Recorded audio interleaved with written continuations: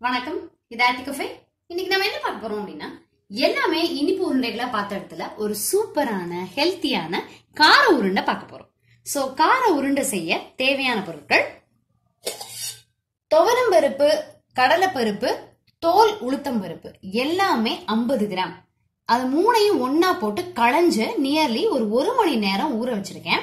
காரத்துக்கு ஏத்த மாதிரி வரமிளகா நான் 4 எடுத்திருக்கேன். ஒரு கைப்பிடி கொத்தமல்லி தழை, 2 கொத்து கருவேப்பிலையை குட்டி குட்டியா நறுக்கி வச்சிருக்கேன். ஒரு கேரட்டை தோல் நீக்கி நல்லா துருவி எடுத்து வச்சிருக்கேன். ஒரு 5 சின்ன வெங்காயம் குட்டி குட்டியா நறுக்கிருக்கேன். தேங்காய் பல்லு ஒரு கைப்பிடி அளவு போட்டிருக்கேன். ஒரு 1/4 டீஸ்பூன் மஞ்சள் பொடி, தேவையான அளவுக்கு உப்பு, 1/4 டீஸ்பூன் பெருங்காய பொடி. இப்ப நம்ம என்ன பண்ணிடலாம் அப்படின்னா, இந்த தண்ணிய சுத்தமா வடிச்சிட்டு மிளகா, பெருங்காயம், உப்பு, மஞ்சள் பொடி அது எல்லாத்தையும் போட்டு சேர்த்து அரைச்சிடுவோம். பருப்பு, மிளகா, உப்பு எல்லாம் சேர்த்து அரைச்சாச்சு.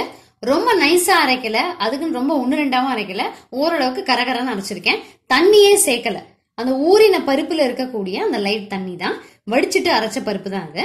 சோ இதை ஒரு பேசின்ல போட்டுட்டு பாக்கி எல்லாத்தையும் ஒன்னா கலந்துடலாம். கலந்துட்டு அப்படியே உருண்டையா பிடிச்சு ஆவில வேக வைக்க போறோம்.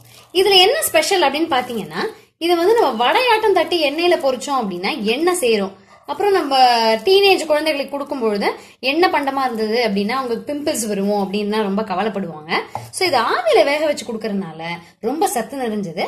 எல்லாத்தையும் ஒன்னா சேர்த்து கலக்கிடுவோம்.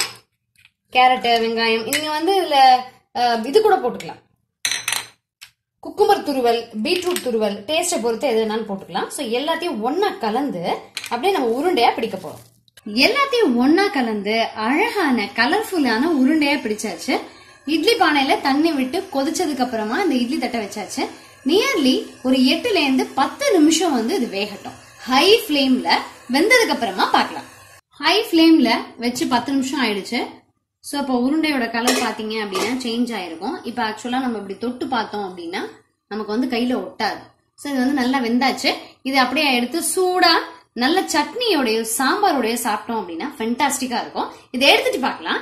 இந்த கலர்ஃபுல்லான ஆயிலே இல்லாத சூப்பரான இந்த கார உருண்டை சாப்பிடறதுக்கு ரொம்ப நல்லா இருக்கும். சட்னி, சாம்பார் நல்ல காம்பினேஷன். புதினா சட்னி, கொத்தமல்லி சட்னி எல்லாம் சூப்பரா இருக்கும். குழந்தைங்க ஸ்கூல்ல இருந்து வரும்பொழுது இது செஞ்சு கொடுத்தோம் அப்படின்னா ரொம்ப விரும்பி சாப்பிடுவாங்க. எப்ப பார்த்தாலும் நம்ம ஸ்வீட் செய்யறதுக்கு பதிலா இந்த மாதிரி காரமும் இடையில செஞ்சு கொடுக்கலாம்.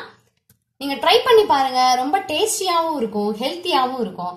இன்னொரு அருமையான ரெசிபியில சந்திக்கலாம். தேங்க்யூ.